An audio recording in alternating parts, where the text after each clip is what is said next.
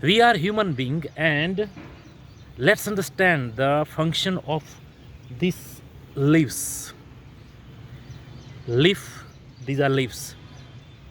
By using water from the roots and CO2, carbon dioxide from the air, and also using sunlight, these simple leaves produce oxygen, what we take in our respiration system for living. These simple leaves, by using three things, CO2, water and sunlight, if they are able to produce oxygen, so understand the power of nature. And in this nature, we are human being. Yes. What should be the power of human being?